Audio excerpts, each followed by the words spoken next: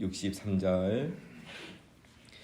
지키는 사람들이 예수를 희롱하고 때리며 그의 눈을 가리고 물어 이르되 선지자 노릇하라, 너를 친 자가 누구냐 하고 이 외에도 많은 말로 욕하더라. 자, 우리 예수님께서 이제 대제사장 안나스의 집에서 이제 또 대제사장 사이인 가야바의 집으로 이렇게 지금 끌려가서 이제 신문을 받는 그런 상황입니다. 자, 63절에서 65절은 이제 신문을 받기 직전에 이제 예수님을 대기시키는 그런 상황이죠. 그래서 지키는 자들이 예수님을 이렇게 붙잡고 지키고 있는 상황인데, 자, 여기서 지키는 사람들은 로마 군인이 아니고 이제 대제사장의 군인들입니다. 개인적인 군인들이죠. 자, 이 군인들의 의무는 예수님이 신문을 받기 전에, 재판받기 전에 어디 못 가도록 딱 지키는 게 이제 군인들의 의무인데, 이 군인들이 오버하고 있는 거죠. 자기들은 아무 고난이 없는데 예수님을 지금 조롱하고 때리고 있는 거야. 시키지도 않았는데 지금 이 사람들은 이렇게 할 수 있는 어떤 의무와 고난이 전혀 없습니다. 그런데 예수님을 이제 아주 우습게 보는 거죠. 그래서 눈을 가리고 때리면서 당신이 선지자라던데, 자, 우리 중에 누가 때렸는지 한번 맞춰봐라 하는 거죠. 눈을 가려놓고.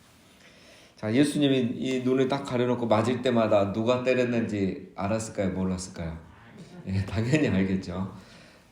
왜냐하면 그 6월절에 그 어린 나귀를 준비하라는 거 보면은 예수님 벌써 앞에 행할 일을 아시는 분인데 눈 가린다고 모르겠습니까? 이미 다 알고 있겠죠.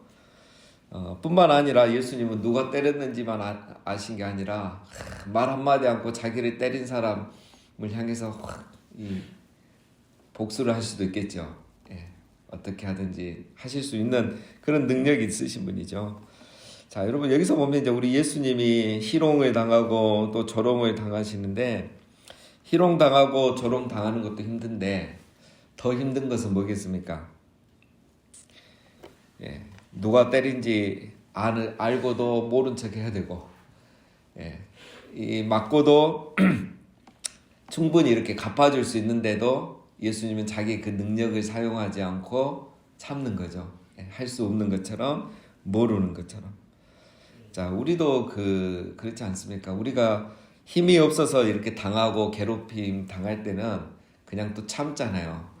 내가 힘이 없으니까 어쩔 수 없다, 막 참자 이러는데, 그냥 내가 이길 수도 있고 내가 더 잘할 수도 있고 더 힘이 있는데도 당하고 참아야 될 때 훨씬 더 힘든 거잖아요. 예, 지금 예수님이 그런 상황이에요. 예, 다 아시고 할 수 있는데 참는 겁니다. 옛날에 평양에서 유명했던 그 깡패 김익두 씨가 이제 나중에 목사가 됐잖아요. 목사가 돼서 이제 이렇게 붕해를 하고 다니는데, 하루는 가다가 이제 술 취한 사람을 만나가지고 이 술 취한 사람이 이 김익두 목사님을 엄청 때리는 거예요. 욕을 하면서. 이 깡패, 평양에서 유명한 깡패인데 그걸 다 맡고 있는 거지. 이제 목사가 됐기 때문에. 목사가 돼가지고 이제 다 맡고 나서 이제 나중에 이 사람이 정신을 차린 거예요. 다 이제 때리고 나서. 그래서 이제 알아보는 거죠. 벌벌 떠는 거죠. 그때 김익도 목사님이 했던 그 유명한 말이 있잖아요. 예수는 내가 믿고 복은 네가 받네, 이러면서. 예. 얼마나 끌었겠어요. 자기가 뭐 맞을 이유가 하나도 없잖아요. 또 옛날 같으면 그냥 한 방에 끝낼 수 있는데 참는 겁니다. 자, 우리 예수님께서 희롱과 조롱도 참으셨지만 이거를 받지 않으실 수도 있는 능력이 있는데도 이걸 참아내는 거예요. 그러니까 예수님이 한 번의 시험으로 두 가지 시험을 받으시는 거예요. 예, 희롱과 수치와 모욕도 받으셨지만 자기가 이 시험과 이 악을 그냥 끝낼 수도 있는데 그것까지 참으시는 거예요. 이것도 예수님에게는 또 하나의 시험입니다. 자, 왜 예수님은 이렇게 이런 시험들을 다 이겨낼 수 있었을까요? 우리가 지금 계속 반복해서 살펴보는 거, 예, 베드로가 실패하는 거 다 이유가 뭐죠? 기도하지 않았기 때문이죠. 우리 예수님은 이런 시험을 이겨내신 이유가 기도하셨기 때문이에요. 그래서 겟세마네 기도가 굉장히 중요한 겁니다. 기도하니까 이 수치와 모욕, 희롱, 조롱도 다 시험이란 걸 아셨고 내가 이거를 피해갈 수도 있는 것도 또 하나의 나의 시험이란 것을 예수님은 분별하신 거죠. 그리고 그거를 이겨내신 겁니다. 그래서 우리가 이런 시험과 악을 이겨내는 방법, 또 때로는 수치와 모욕을 당하는 이런 시험도 이겨낼 수 있는 방법은 바로 우리 예수님처럼 기도하는 겁니다. 기도해야 시험을 분별하고 그리고 시험을 분별할 수 있는 지혜를 얻는 거죠. 그리고 그 지혜로 또 이겨낼 수 있는 힘을 성령님으로부터 얻는 거죠. 그래서 기도가 중요한 겁니다.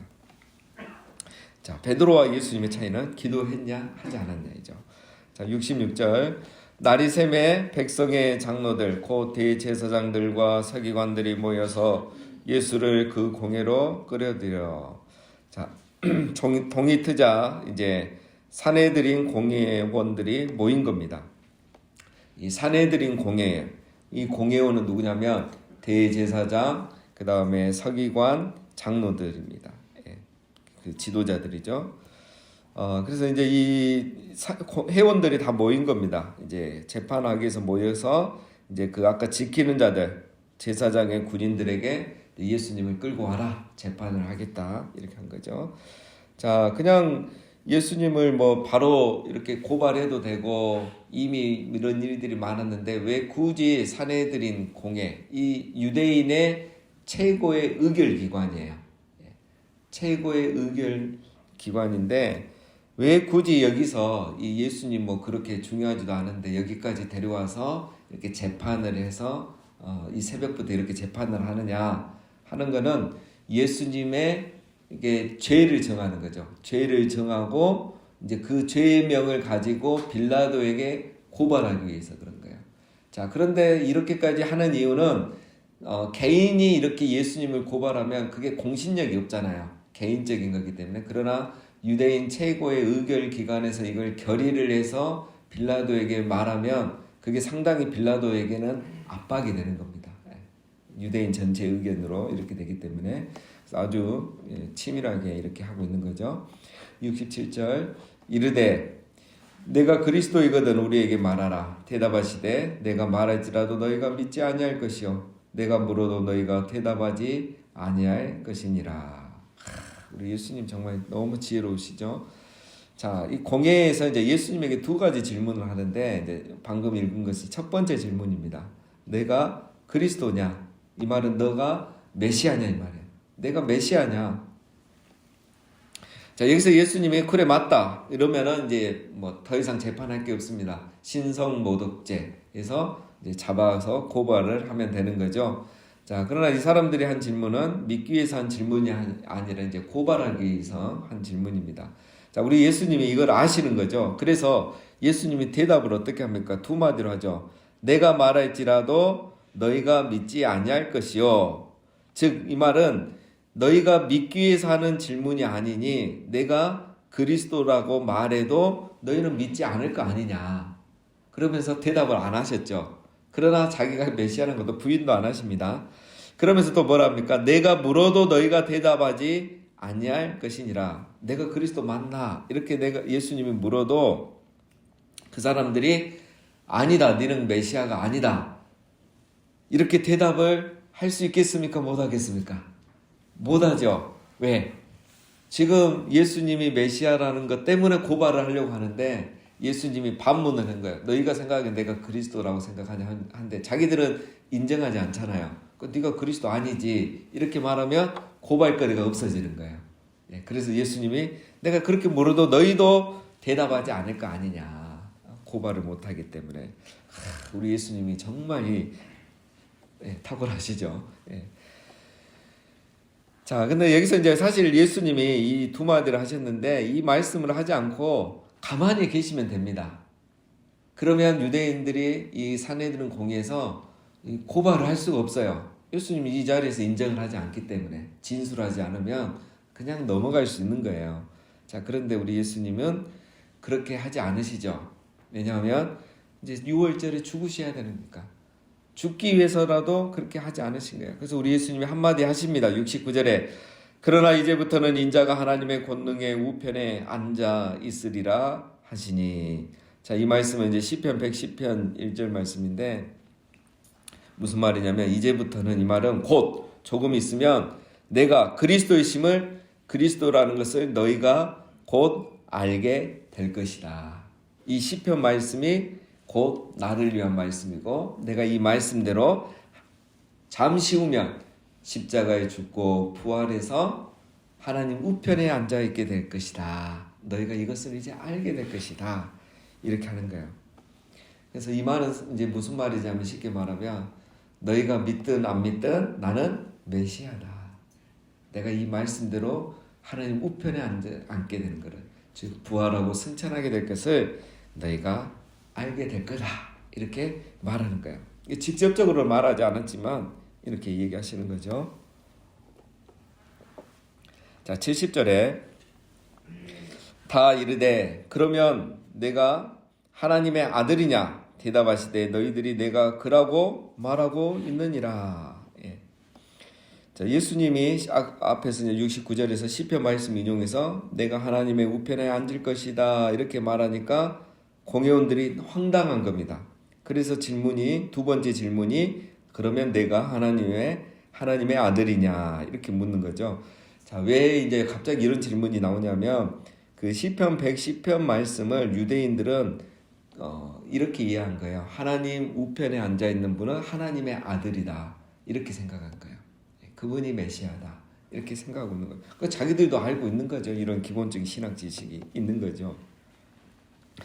그래서 이제 예수님이 이 말씀 인용하니까 그럼 너가 하나님의 아들이냐, 너가 그리스도냐, 너가 메시아냐 이렇게 질문을 하는 겁니다. 그러니까 우리 예수님 뭐라 대답하십니까? 이번에는 너희들이 내가 그라고 말하고 있네. 너희들 입으로 내가 그리스도라고 말하고 있네. 이렇게 얘기하는 거죠.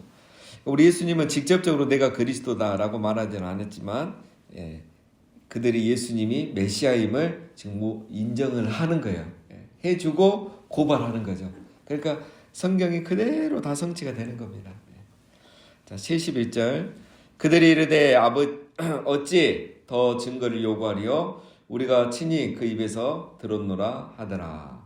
자, 어찌 더 증거를 요구하리요. 이 말은 증거가 충분하다 했는데 사실 따지고 보면은 증거가 없잖아요. 없습니다. 왜냐하면 예수님이 직접적으로 내가 그리스도라고 말하지도 않았고 시편 말씀을 인용해서 말했는데 이 사람들은 지금 그거를 증거로 삼겠다는 거예요. 그래서 더 이상 자백을 드릴 필요가 없다 했는데 이거는 사실 재판을 하면 성립될 수 없죠. 증거 채택이 되지 않는 거죠. 그래서 이 악한 사람들은 서둘러서 이제 자기의 무능함을 지금 덮는 거예요. 계속 대화 딱 2번 해보니까 자기들이 밀리거든요. 지금 지잖아요.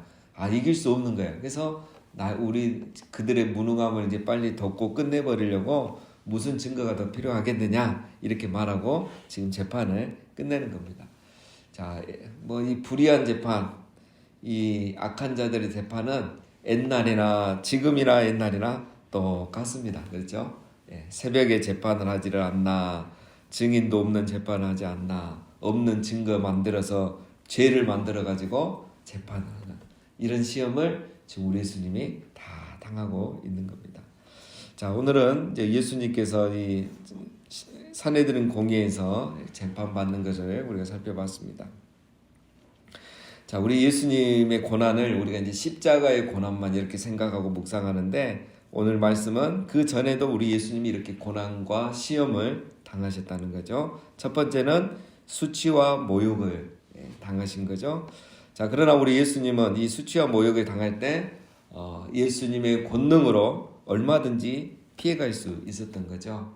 그러나 예수님이 그렇게 하지 않으신 이유는 십자가를 지시기 위해서, 십자가에서 죽으시기 위해서, 다시 말하면 그렇게 함으로써 하나님의 계획과 뜻을 이루시기 위해서 그렇게 하신 거라는 겁니다. 그래서 예수님은 수치와 모욕을 참으셨고 자기의 힘을 절제하신 겁니다. 그리고 그냥 입을 다무신 거죠.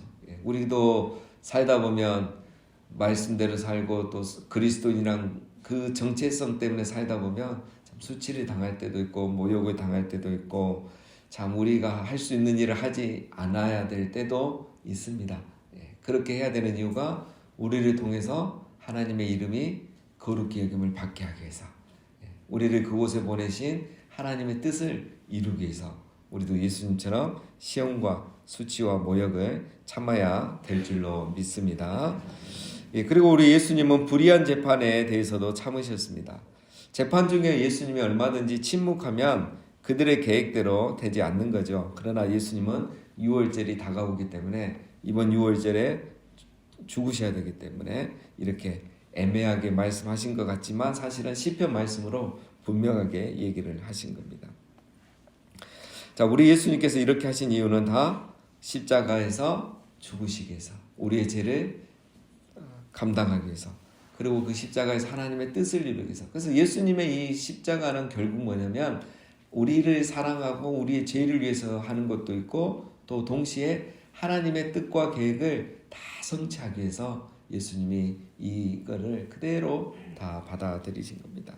마지막으로 앞에서 말씀드린 것처럼 우리 예수님이 시험과 악을 이겨낼 수 있는 결정적인 이유는 우리 예수님이 시험과 악의 때가 다가올 줄 알고 이미 겟세마네 동산에서 기도하신 겁니다. 그래서 예수님이 하나님이니까 이걸 다 이겨냈지 이렇게 생각하시면 절대 안 됩니다.